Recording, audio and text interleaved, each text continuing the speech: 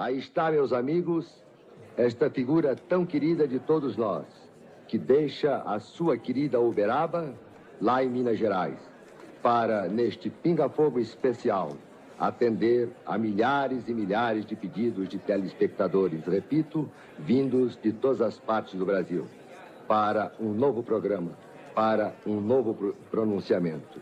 Aí está um dos maiores médios psicógrafos do mundo. 112 obras de autores diversos até o momento.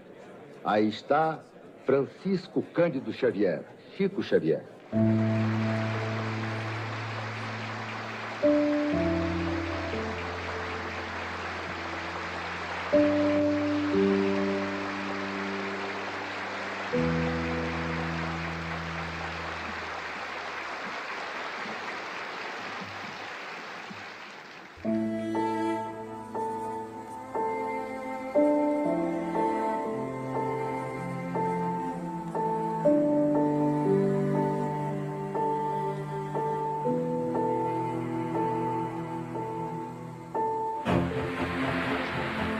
Neste instante, Chico Xavier. Para felicitar.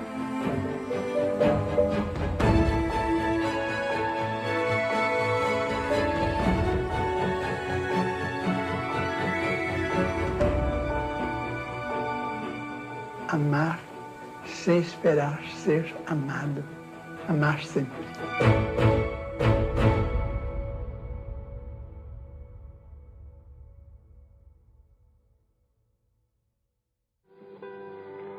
Assembleias legislativas e câmaras municipais de todo o Brasil prestam-lhe inúmeras homenagens. E ele é cidadão honorário das principais cidades brasileiras. Seus livros já foram traduzidos para o inglês, francês, espanhol, grego, japonês e esperanto. Enquanto isto, poucas explicações concretas foram dadas até hoje para satisfazer a enorme curiosidade em torno do nome, da vida e do mistério de Chico Xavier. Um grande estudioso da espiritualidade, que era o José Herculano, que ele definiu o Chico como um ser interexistente, porque o Chico viveria permanentemente em duas dimensões. E você tem uma prova disso, e é uma prova muito curiosa. Estava até pouco tempo na porta do quarto dele um recado que o Chico escreveu para os espíritos, falando o seguinte: amigos espirituais, desculpem o incômodo. Essa noite vou ter que dormir no quarto ao lado. Vocês podem me procurar lá. Então, o Chico, ele era essa figura que ele vivia entre vivos e mortos. Então, ele era esse ser interexistente, né?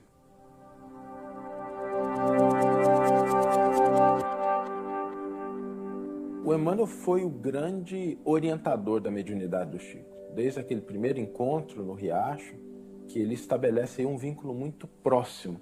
Então, ao lado do Emmanuel, né, que é esse guia, ele vai escrevendo livros de todo tipo, em todas as categorias possíveis e imaginárias, dos poemas do Parnaso de Além Túmulo, que foi o seu primeiro livro, o livro de estreia. E eu não tenho essa imagem que as pessoas têm de Emmanuel. Ele era rigoroso, sim, quando foi combinado o horário para trabalhar no campo da doutrina. Mas ele não interferia na sua vida pessoal. Ele não definia as amizades que você deveria ou que não poderia ter. Mas você tinha que chegar inteiro para a atividade. Uma disciplina muito grande e um vínculo com o Evangelho muito profundo. O Emmanuel é, sem sombra de dúvida, um dos maiores estudiosos do Evangelho, um dos maiores autores acerca de estudos do Evangelho, e ele descortina o Evangelho de Jesus de uma maneira muito peculiar. O Emmanuel enxerga no Evangelho não um texto frio, mas uma lei divina na qual todos nós estamos inseridos. Então a gente pensa no Evangelho como sendo um texto, o Emmanuel traz assim, não, o Evangelho existe quando você está vendo o sorriso de uma criança, quando você está vendo uma flor desabrochando, quando você está vendo um pôr do sol, quando você está caminhando pela rua.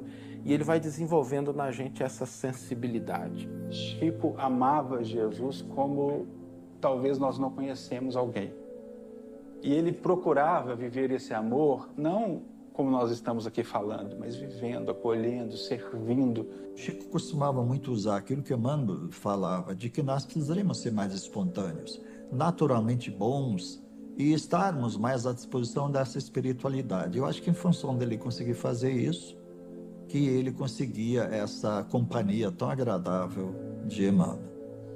Desde 1931, a presença de Emmanuel em minha vida tem sido a presença de um professor. Ele tem corrigido minhas expressões, ele tem procurado melhorar o meu vocabulário, melhorar as minhas atitudes do ponto de vista verbal. Ele sempre teve muito cuidado em podar tanto quanto possível as minhas impropriedades, que eu sei que são muito grandes.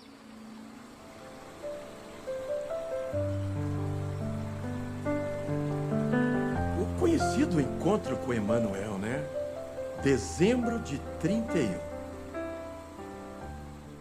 Nós sempre tivemos poucas opções de lazer aqui em Pedro Leopoldo. Eles iam para a cachoeira, ia ler o Evangelho, o Livro dos Espíritos, conversar, fazer um piquenique. Algumas senhoras o acompanharam. Numa dessas idas e vindas, ele identifica um sacerdote. E aí, deseja trabalhar em nome do Cristo? Foi, mas sim, desejo. Os 3 ingredientes, né? Disciplina, disciplina, disciplina. Coisa que ele levou nesse seu mandato mediúnico, né? Tem uma frase que eu prefiro não deixar passar. Eu sou aquele que tem uma missão de te guiar, te apresentando a necessidade de estudar Kardec e viver Jesus. Se algum dia eu, como seu guia, me afastar de um deles, ordeno-te, fica com os 2 e me deixe pelo caminho. A gente, às vezes, olha essa afinidade desses 2 espíritos e a gente acha que isso tem a ver só com trabalho e não é verdade. Tem a ver com afeto, tem a ver com carinho, tem a ver com cuidado, tem a ver com zelo. Por isso eu nunca achei que o Emmanuel foi muito rígido com o Chico. É um pai amoroso que se preocupa com aquela criatura que está aos seus cuidados. E essa relação, mas essa relação ela teve sempre uma base muito autêntica, muito verdadeira, muito clara entre essas 2 personalidades. E aí, em determinados momentos, parecia mesmo que o Emmanuel estava fisicamente presente, ajudando a orientar. Em 1959, eu me dirigia de Uberaba, para onde eu me transferira recentemente. Eu me dirigia para Belo Horizonte e depois de uns 10 minutos, o avião começou a se inclinar para um lado, para outro. Às vezes fazia assim uma pirueta. E o pessoal começou todo a gritar e a pedir a Deus, pedir socorro. E eu estou ali acompanhando. Veio o comandante do avião e disse que não nos impressionássemos, que era um fenômeno chamado vento de cauda, e que apenas chegaríamos um pouco mais depressa. Mas algumas pessoas disseram, mais depressa no outro mundo. Quando vi aquela atmosfera, eu comecei a gritar também. Eu falei assim, bem, todo mundo está gritando, eu também vou gritar, porque isso é a hora da morte. Então comecei a gritar, valei-me, meu Deus. Comecei a pedir socorro, a misericórdia de Deus. Então aí entra o espírito de Emmanuel. Então ele me disse assim, por que é que você está gritando? Eu escutei o seu pedido, o que é que há? Porque aquilo já tinha mais ou menos 20 minutos, né? Eu falei assim, bem, o senhor não acha que estamos em perigo de vida? Sim, estamos. Eu disse, tá bem, eu estou com muito medo, estou apavorado. Como todo mundo, eu estou partilhando, eu também sou uma pessoa humana. Eu estou com medo também desta hora de morrer nesse desastre. Eu disse, tá bem, então morra com educação. Cala a boca e morra com educação para não afligir a cadência dos outros com seus gritos. Quando a gente pensa em Chico e Emmanuel, acho que a gente tem uma parceria que, do ponto de vista do trabalho, nós não teríamos o Chico que a gente conhece sem o Emmanuel, e o Emmanuel não seria quem a gente conhece sem o Chico. E é curioso porque quando a gente olha a obra do Chico, mais de 200 livros são da lavra de Emmanuel.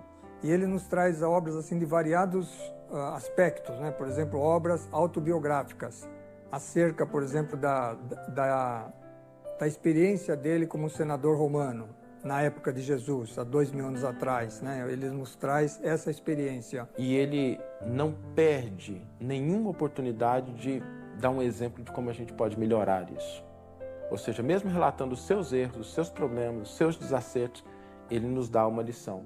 E a hora que a gente olha para o senador Públio Lentulus, há 2000 anos atrás, e olha para o Emmanuel, o coordenador do trabalho do Chico, a gente vê o que é o resultado de esforço, trabalho e dedicação. Há outras obras que seguem também, né? Essa autobiografia, colocamos, digamos assim, e até a última é do século XVII, onde ele vive, na obra Renúncia, onde ele vive um sacerdote, né? O padre Damiano.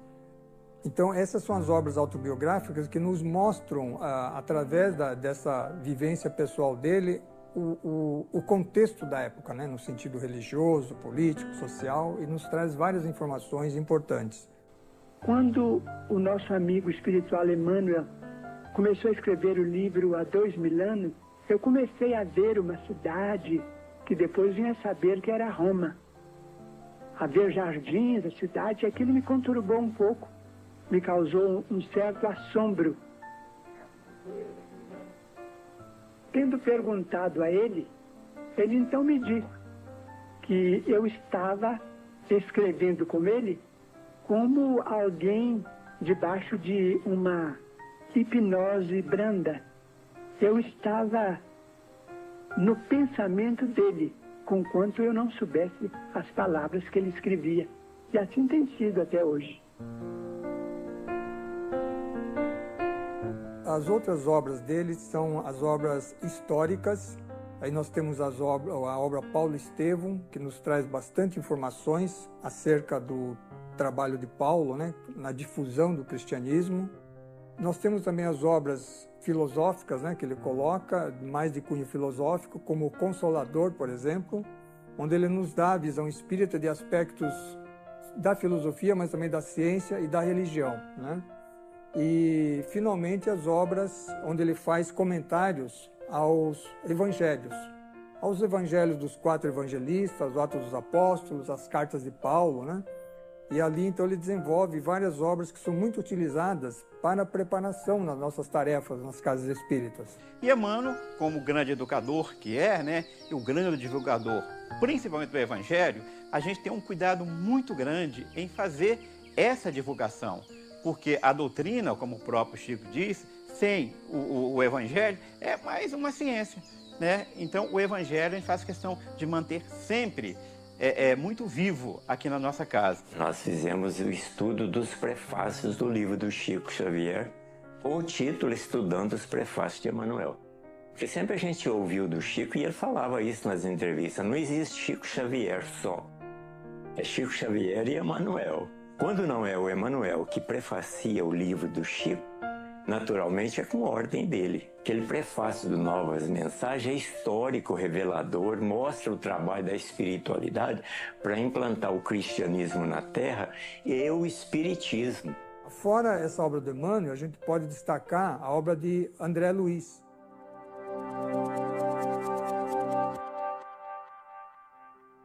André Luiz tem o grande mérito de nos trazer a vivência no plano espiritual, né? Como que é a vivência lá, como que se vive lá, o que se faz lá, né? Eu acho que a obra do André Luiz é uma obra extremamente antes do tempo. E é interessante que ela tem um arco, né? Que ela vai do nosso lar para os mensageiros, os missionários da luz, os obreiros da vida eterna, até o Libertação, e ela vai num determinado arco.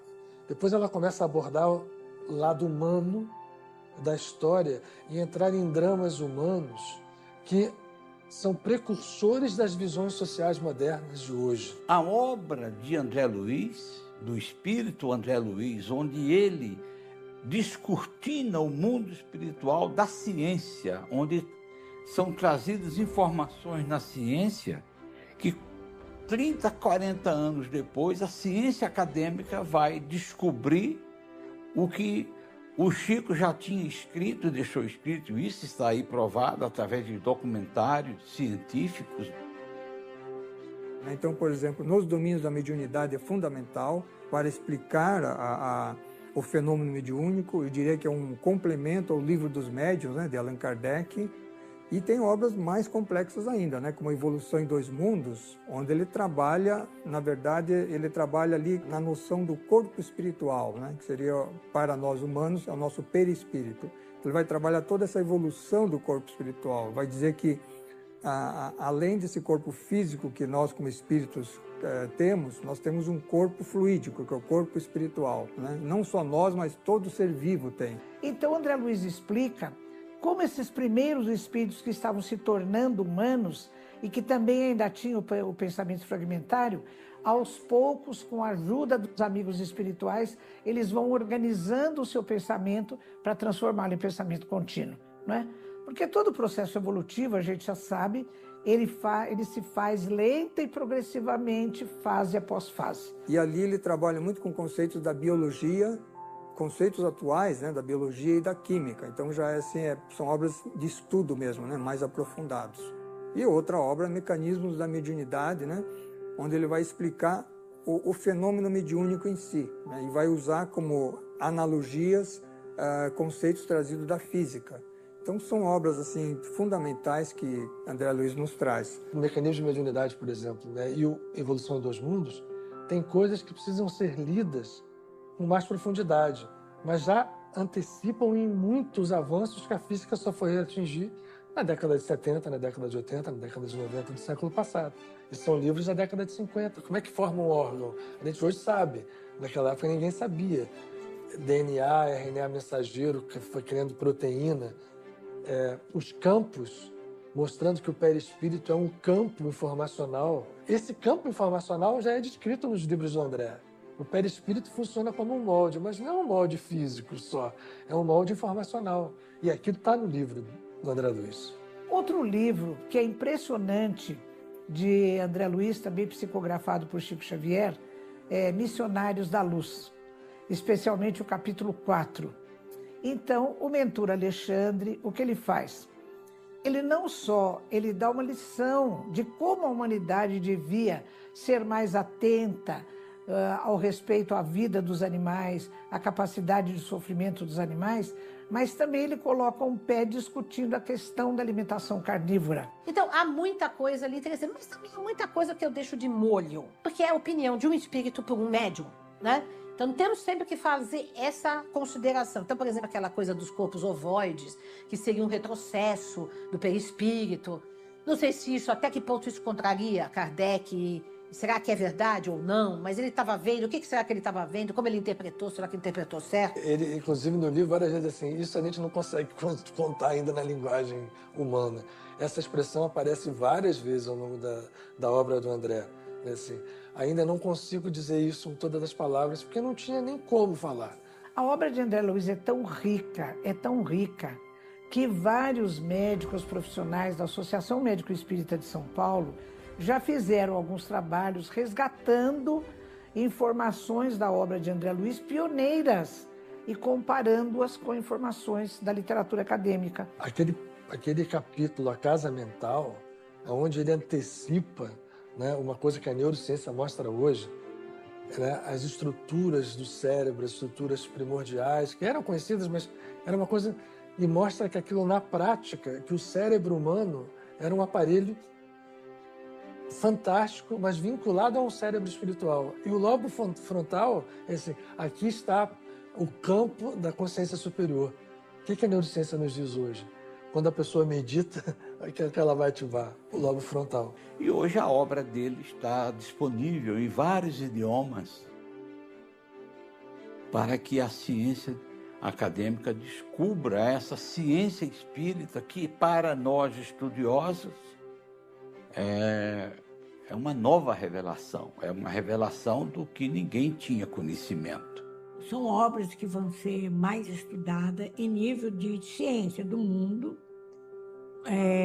mais à frente, talvez nesse século XXI, até o final dele. Quando o cientista de várias universidades já verificaram essa obra de Chico, levaram um susto, ficaram querendo conhecer quem era esse André Luiz, quem era esse Chico Xavier. Mas como é que um espírito tem um conhecimento de tudo? Tem de física, tem de química, tem de biologia, tem de filosofia e tecnologia. É muito por indivíduo, né? Aí um dia, o presidente da PEB escreveu para o Chico e falou com o Chico assim: Chico, está tendo uma discussão entre nós aqui, entre os mais próximos. André Luiz está falando de muita coisa, nós estamos com medo, inclusive ele está falando de perda de perispírito, eles negócios nessa região inferior aí, na cidade estranha, esses equipamentos para não sei o quê, aquele caso de licantropia, aquela mulher com... Está tendo uma discussão, e tinha muitos outros assuntos. O livro foi suspenso por mais de 6 meses, 6 para 8 meses, talvez 7. Então, eis que Emmanuel manda um recado, uma mensagem, falando que depois que reuniu com André Luiz e a equipe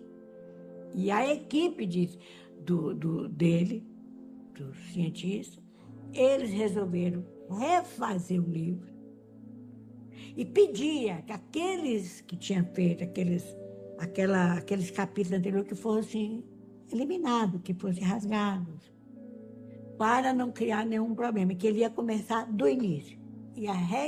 A equipe toda ia reescrever a equipe, pessoas da equipe. Aí foi quando nós tivemos a confirmação que André Luiz não é um indivíduo. Claro que ele devia ser um cientista, algum ligado aí, mas ele trabalhava como equipe.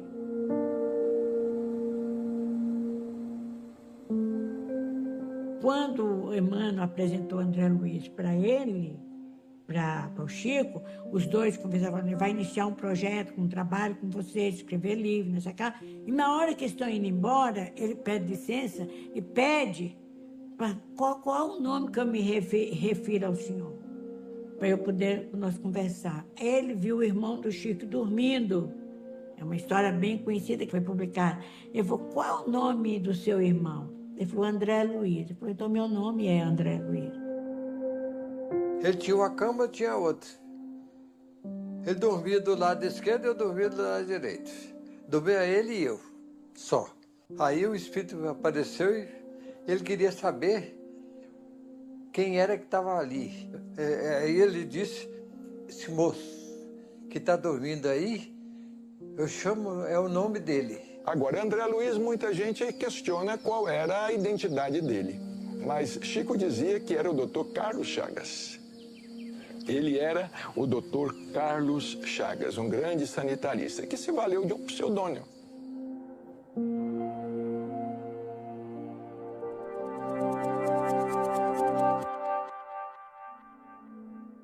Quando nós pegamos, por exemplo, Humberto de Campos, que foi contista, cronista, quando encarnado, muito conhecido no Brasil da época, daí uma grande importância do trabalho do Humberto de Campos naquele tempo, porque ele havia desencarnado há pouco tempo, e quando ele vem por meio do Chico, ali nas suas manifestações, pela psicografia, o estilo de Humberto de Campos é identificado, embora as ideias modificadas, porque o espírito desencarnado, ele tem uma outra percepção do mundo, uma percepção mais completa. E ele escreve um livro do Humberto de Campos que vira um grande sucesso, que é o Brasil, Coração do Mundo, Pátria do Evangelho. E o que acontece depois quando esse livro vira um grande sucesso? Ele se torna também tema de um processo na justiça. Essa viúva do Humberto de Campos resolve entrar na justiça pelos direitos autorais da obra do Humberto de Campos. Porque se os livros psicografados por Chico Xavier e assinados por Humberto de Campos eram do Humberto de Campos, então a família teria o direito sobre a renda, ou não. O que aconteceu foi que o advogado escolhido por minha mãe não queria ganhar a causa, mas sim a notoriedade. Entrou com uma ação cível na qual pedia ao juiz que intimasse o espírito de meu pai a vir depor em juízo. O resultado foi aquilo que se viu. Imagine a situação do juiz. Se o juiz chega e fala, olha, realmente a família do Humberto de Campos tem direito sobre a venda dos livros. Esse juiz estaria avalizando e sacramentando a vida depois da morte. E o juiz foi e falou, olha, não, a vida não continua, o direito cessa, então os livros não são do Humberto de Campos. As manchetes dos jornais eram a Segunda Guerra Mundial e o caso Humberto de Campos. E a partir dali, o Emanuel sugere que ele mude de nome. Em vez de Humberto de Campos, ele passa a ser Irmão X.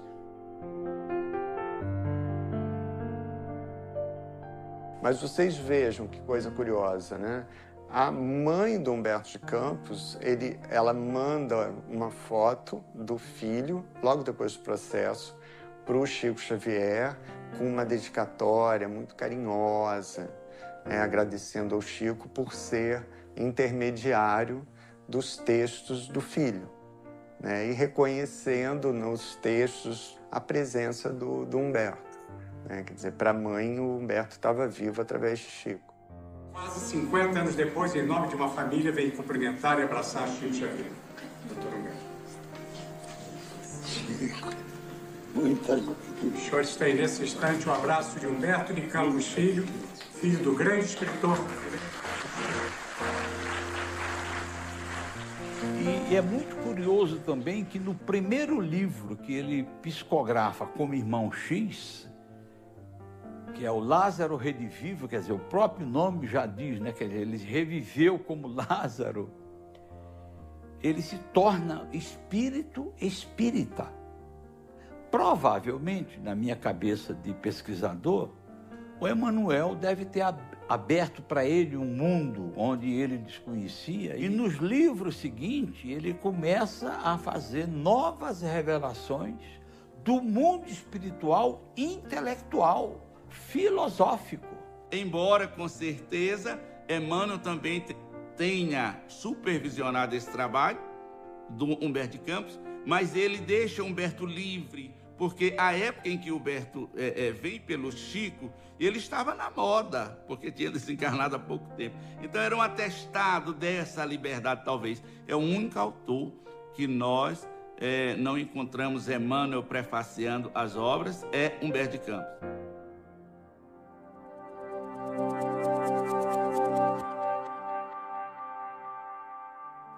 A Meimei, o nome dela é Irma de Castro Rocha. Ela nasceu em 22 de outubro de 1922. E ela foi uma jovem professora que se transferiu para Belo Horizonte. Nessa transferência, ela conheceu o senhor Arnaldo Rocha. Ela católica e o Arnaldo Rocha um ateu convicto. E a Meimei, ela teve uma reencarnação muito rápida, né? Ela tinha uma afetividade muito grande com as crianças, era uma jovem muito bonita, mas muito recatada, digamos assim, né? Não se sentia dessa forma. Então, nos relatos que a gente tem de Meimei, ela foi uma jovem que teve poucas oportunidades na Terra, né? Era uma transição que ela faria aqui. E a Meimei casou-se com o Arnaldo, o casamento durou apenas 2 anos, né? Ela desencarnou aos 24 anos em 1946, em 1º de outubro. Então, desse desencarne, o Arnaldo Rocha, ele que é um homem que não tinha fé, né, se sentiu muito perturbado. Então, por narrativas dele mesmo, né, conversando, e também tem documentado, ele teve um encontro, entre aspas, casual com Chico, sem conhecer Chico Xavier e sem Chico o conhecer, onde o Chico o aborda e fala sobre a foto da Meimei que estava na carteira dele e o desencarne precoce dela, o que levou o Arnaldo a ter um susto. Como que ele sabe de tudo isso? E a Meimei, o Chico usou o nome Meimei, não o nome de Irma, porque a Meimei é um apelido carinhoso que foi dado a ela por Arnaldo quando eles leram um livro chamado Momentos em Pequim, chinês, que significa amor puro. Então, era a maneira carinhosa que ele a chamava e que a fez conhecida no mundo todo. E inauguraram o Meimei em 31 de julho de 1952.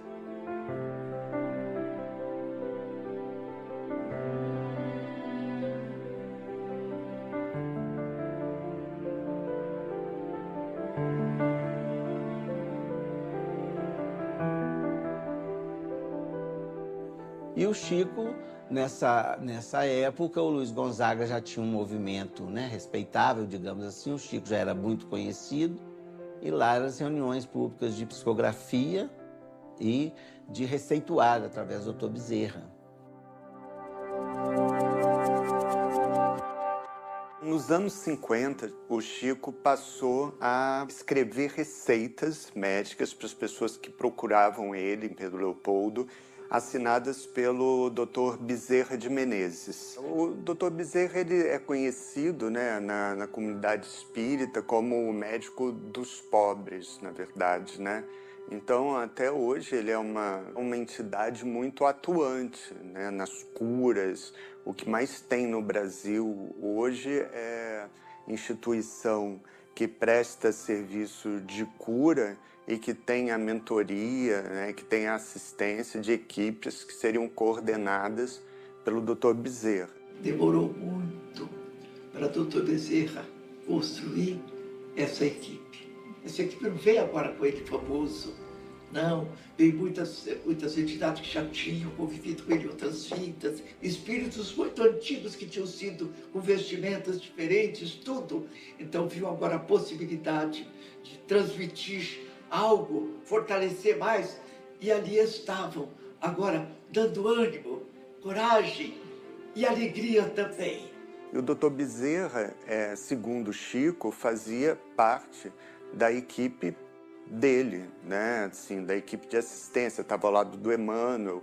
Então, da mesma maneira como o Emmanuel seria, segundo Chico, o seu grande orientador, o seu mentor, né, na condução do trabalho dele, do Chico, à frente dos livros, o Dr. Bezerra seria o grande assistente do Chico nesse trabalho de atendimento, de cura, né, estaria sempre ao lado dele. Ele sentava à mesa, tinha a prece, ele escolhia, lógico que eram os espíritos, né, Emmanuel, né, escolhia um trecho do Evangelho segundo o Espiritismo e uma pergunta do Livro dos Espíritos. Aí ele ia para o quartinho, levava, a porta do quartinho tinha uma saída, uma janelinha, né?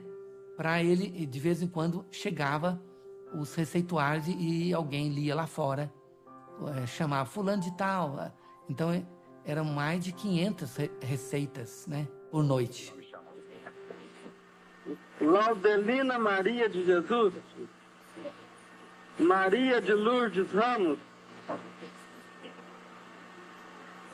Alivina Maria de Jesus, Ana Soares de Paula, Enio Ramos Simões, Palmira. Saía dali com vários pedidos, né, de informação, de receituário, que o Dr. Bezerra de Menezes ficou mais de 40 anos, eu acho que mais de 50 anos. Uma senhora muito pobrezinha, doente. O Chico psicografou do Dr. Bezerra uma receita homeopática. E ela disse assim, Chico, o remédio homeopático sempre foi bem acessível, bem barato. O Chico não tem dinheiro para comprar esse remédio. E o Chico falou, eu também não. Mas o Dr. Bezerra está aqui dizendo para você picar a mensagem e tomar os pedacinhos. Porque o que tinha no remédio, ele magnetizou agora.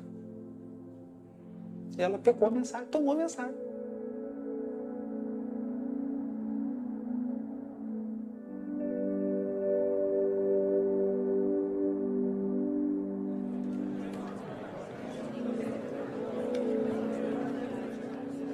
Na verdade, houve um grande plano de nosso Senhor Jesus Cristo, sabe?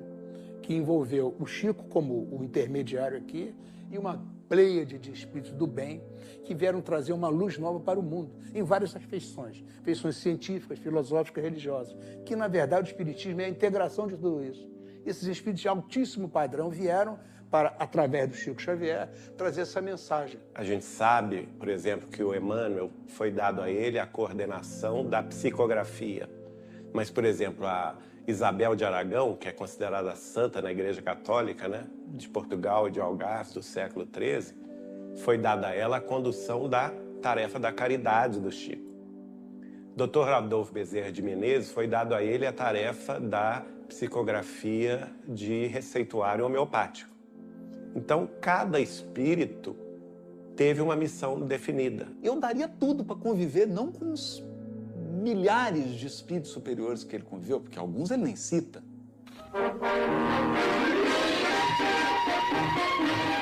É a partir do Pinga Fogo, em 1971, Chico Xavier fica muito popular. O povo brasileiro e até mesmo internacional toma o conhecimento do que é este homem especial, além da sua mediunidade. Meus amigos de casa, amigos do auditório literalmente tomado, o nosso cordial boa noite. Como acontece todas as terças-feiras neste horário, o Canal 4 passa a apresentar mais um programa da série Pinga Fogo 71, apontado pela crítica como sendo uma das grandes realizações da televisão brasileira no campo do telejornalismo. Ele responde como se fosse um lord inglês. Cada resposta dele é dada com a maior sobriedade, tomando tempo para cada resposta. É impressionante aquele programa, porque você percebe ali que tem um outro movimento ali, que não aquele do Chico. Oh, pois não, chega aqui, toma... Pois não, minha querida. Não, ali ali é um... Parece que o Emmanuel ali praticamente acoplou nele ali. É a penúltima pergunta. Dona Ida Jorrade, da Rua Major Diogo 699. Pergunta muito triste. Diz ela: perdi um filho há 1 ano, choro muito. Quero saber se as minhas lágrimas estão prejudicando meu filho. Quando as lágrimas nascem do nosso reconhecimento a Deus pelos benefícios que recebemos, quando as lágrimas refletem a nossa saudade tocada de esperança, os nossos amigos desencarnados nos dizem que as lágrimas fazem a eles muito bem, porque elas são luzes no caminho daqueles que são lembrados com imenso carinho. Mas quando as nossas lágrimas traduzem revolta de nossa parte diante dos desígnios divinos que nós não podemos de imediato sondar, quando essas lágrimas retratam rebeldia, essas lágrimas prejudicam os desencarnados, tanto quanto prejudicam os encarnados também. Ele ali responde sobre questões políticas, sociais, né, a parte doutrinárias, questões assim mais sensíveis, né, como questão do aborto, do suicídio, das doenças mentais, né, da homossexualidade, dos transplantes. Ele realmente ali responde, é como uma enciclopédia que está ali respondendo, né, mais variadas questões. Pinga Fogo, ele passou do tempo, né? Tem aquela programação de cada programa, né? E passou do tempo, eu tenho a informação de que até tiveram que pedir autorização para o diretor que estava na praia, né? Ligar para ele para ver se continuava, porque o interesse era muito grande. Foi um dos programas de maior audiência, considerando com novela com tudo. Nós não esperávamos, teve o primeiro e o segundo. O Chico, tão logo foi anunciada a sua presença aqui no Pinga Fogo, eu recebi em minha casa a visita de um senhor de nacionalidade alemã, cujo nome eu peço licença aqui para não declinar. Um senhor já entrado em anos, levava ele um pequeno bilhete a você, o que dizia da sua situação difícil no setor financeiro. E junto ao bilhete, anexo ao bilhete, estava um volante do teste 52 da Loteria Federal. Disse que havia recebido uma inspiração, estava quase que certo que se marcasse aquele teste, tinha chegado a vez dele sair do buraco. Eu não vou pedir a você que faça isso aqui. Vou entregar em suas mãos o bilhete e o volante. Se você quiser remeter diretamente a quem lhe faz a pergunta e o pedido, é assunto seu. Ele se referia à loteria federal ou esportiva? Esportiva, perdão. A loteria esportiva. Loteria esportiva. Ele disse que havia tido uma intuição, que se você marcasse, não dava no bico. Eu só posso dizer que tenho tido a minha vida quase que toda voltada para o mundo espiritual. Mas quero dizer também que eu sou brasileiro e adoro o Pelé. E se eu puder ganhar na loteria esportiva, eu vou ficar muito feliz. Você não vai marcar na espera. Tá muito bem, Chico. Ele ficou, assim, muito conhecido. Muito, muito. Ele era, assim, era notícia em todos os lugares. Era raro a semana que não tínhamos um repórter em Uberaba, não é? E faziam aquelas matérias enormes com ele e depois publicava lá 2, 3 minutos, tiravam a frase lá do contexto. Chico foi muito atacado, ele recebeu muita calúnia, entendeu? Ele era constantemente testado. Me lembro de uma vez que falaram no jornal que ele era o Anchieta e ele estava muito magrinho, então o pessoal falou que ele estava com AIDS, foi na época da AIDS.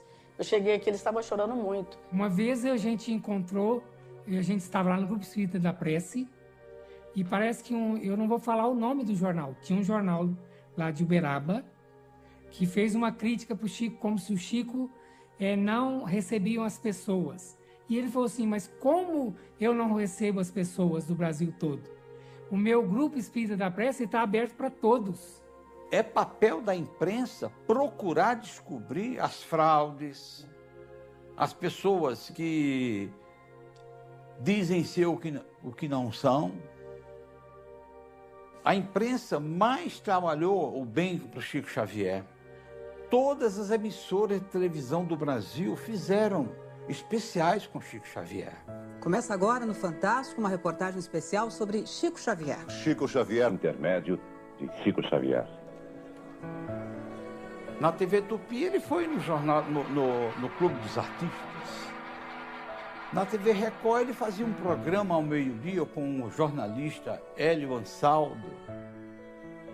A TV Manchete fez especiais com Chico, mas quem mais divulgou Chico Xavier foi a Rede Globo de televisão, a maior emissora da América Latina e uma das 5 do mundo, as maiores emissoras do mundo.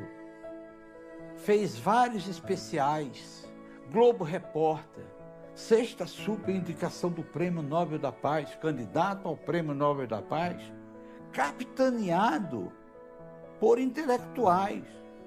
Não tinha fronteiras para a mensagem dele. É uma espiritualidade ampla. Ampla. Quantos empresários procuraram o Chico? Artistas, políticos, militares.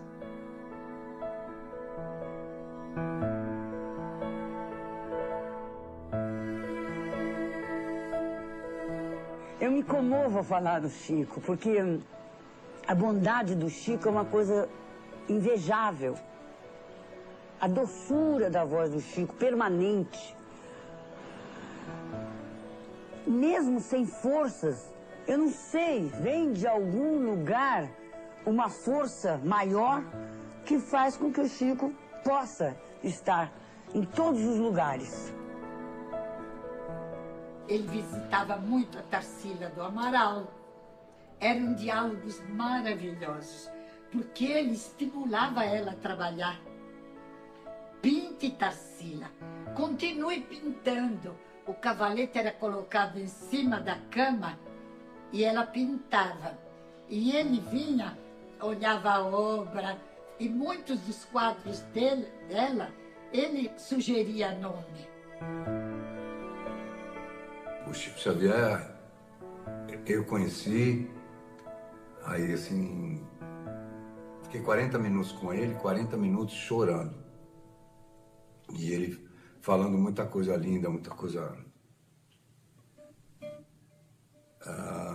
Aí, quando eu voltei, eu já tinha feito a música para ele. Eu fui só para mostrar mesmo a música para ele, que ele estava atendendo as pessoas e tal. Aí, cantei para ele.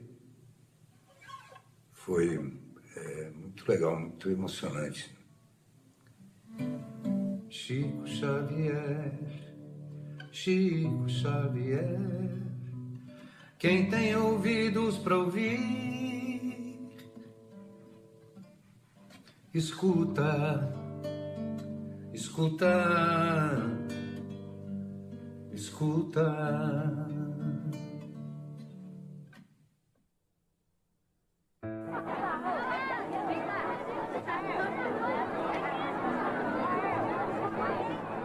Então o Chico, que já era muito procurado, que já era muito assediado, que já era uma celebridade nacional e que se torna uma celebridade imensa depois dos programas, das 2 edições do Pinga Fogo em 1971, ele passa a ser caravanas e caravanas vindas de todos os cantos começam a desembarcar em Uberaba em busca das mensagens. Existem vários livros de biógrafos, e o Chico tem mais de 200 biógrafos, de pessoas intelectuais, jornalistas, que fizeram a divulgação do Chico, que indiretamente divulgava o Espiritismo, divulgava Allan Kardec. O primeiro biógrafo do Chico foi Ramiro Gama. Aliás, a conhecida obra Lindos Casos de Chico Xavier. E tem outras biografias, né? Eu destaco aqui uma primeira, No Mundo de Chico Xavier, Dr. Elias Barbosa. Essa é uma obra que todos têm que conhecer.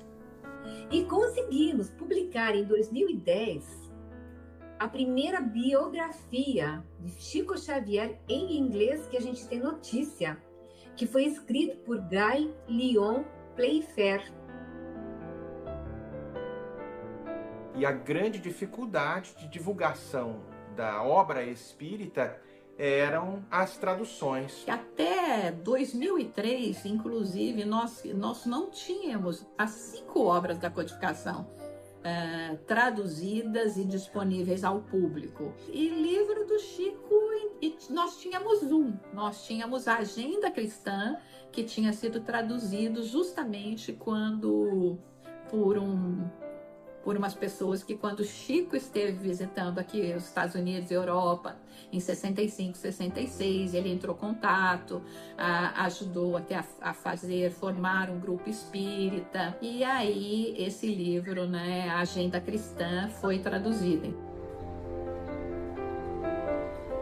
Eu creio que visitei esses países do exterior por acréscimo de misericórdia da providência divina, porque realmente eu não tenho títulos e nem merecimentos para viagens culturais.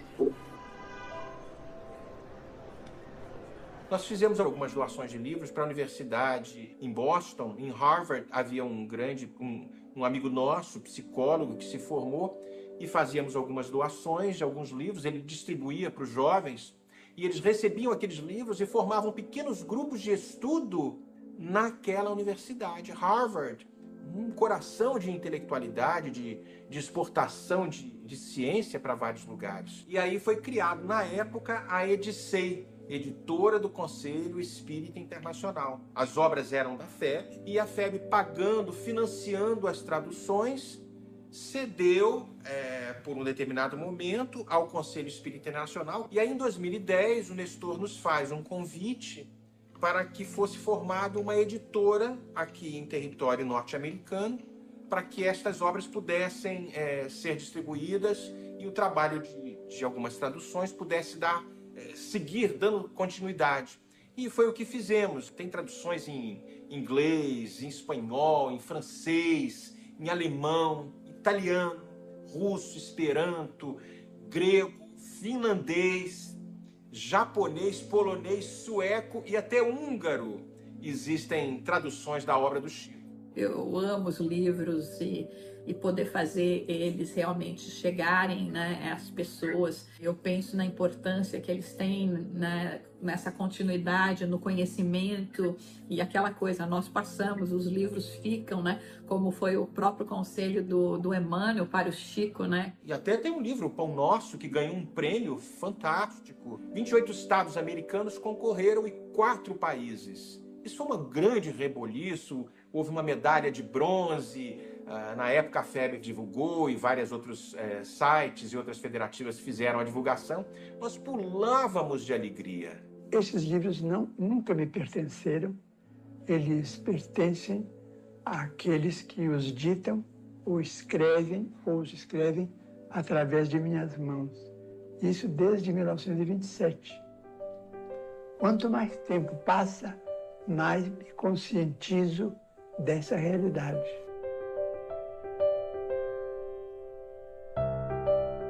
Essa celebridade, essa enorme fama, essa enorme projeção do Chico, eu acho que teve aspectos positivos, porque divulgou o espiritismo, mas eu acho que teve aspectos muito negativos para ele próprio e para o próprio movimento espírita, né? Porque criou-se uma cultura no movimento espírita de se afastar a mediunidade da democratização que Kardec pretendeu dar à mediunidade, né? Então Kardec achava, e isso está no Livro dos Médiuns, que a gente tinha que fazer grupos pequenos, familiares, para receber espíritos, comunicar-se, etc. O que aconteceu? A partir da projeção, né, nacional e até internacional do Chico, o que nós criamos uma cultura no Brasil, aí com outros médiuns também, de que só grandes médiuns estrelas é que podem receber espíritos e que tem contato com o mundo espiritual. Que é exatamente isso que Kardec quis tirar, né? Ele quis acabar com essa, digamos, essa mitificação, esse encantamento, essa hierarquização no contato com o mundo espiritual. Eu tinha birra dessa coisa de idolatrar. E o Chico nunca foi afim de que fosse idolatrado, nunca quis ser uma pessoa idolatrada. Nós, pela nossa pequeno conhecimento, que punhamos ele no pedestal. E Chico nunca permitiu isso. Ninguém deusava Chico, ele logo cortava. Diz ele que quando alguém se referia a ele como o famoso Chico Xavier, ele tinha vontade de desaparecer. Ele tinha vontade de sumir. Ele era tão simples, ele achava que fazia pouco, que o mérito não era dele, que ele foi apenas um instrumento, porque quem escreveu não foi ele. Não era ele que escrevia. Ele gostava sempre de colocar a doutrina em primeiro lugar. As pessoas, elas não podiam ver nele algo a seguir, a exaltar, mas sim todo o conteúdo mediúnico, evangelista da doutrina e de ciência, né? Porque a gente não pode esquecer que o espiritismo é uma ciência. A mesma coisa com relação a Allan Kardec. A Kardec teve todo o cuidado para dizer que a obra não era dele. A obra era dos espíritos, tanto é o Livro dos Espíritos, a doutrina dos espíritos, não é de Allan Kardec. Ele se referia a si mesmo dizendo: veja o meu nome, eu me chamo Francisco. Se eu tirar o Fran, sobra de mim só o Cisco.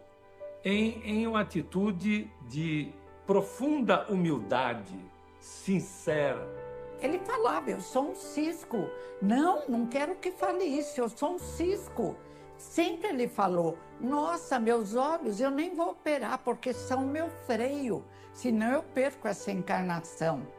Meu Deus, um senhor endeusado não falaria isso. Todos os elogios que vinham para ele sempre transferia para Jesus. Transferia para o espiritismo. Ele nunca admitiu, nunca aceitou nenhum deles. Quando tinha algumas teses também sobre, acho que foi isso, foi aquilo, ele não considerava nenhuma delas, não aceitava, e ele sempre se colocava ali como humilde, né? Quando ele chega ao número 100, ao livro número 100, ao 100º livro, o Chico tem realmente a ilusão e ele tem a esperança, porque ele está cansado, realmente, ele tem a esperança de poder parar. E aí o Emmanuel chega para ele e fala, olha, Chico, você tem até o direito de recusar, mas eu tenho o dever de te dizer que a gente tem também o direito de desapropriar a sua vida. Sua vida pode ser desapropriada, caso você recuse essa missão. E aí o Chico segue em frente, né?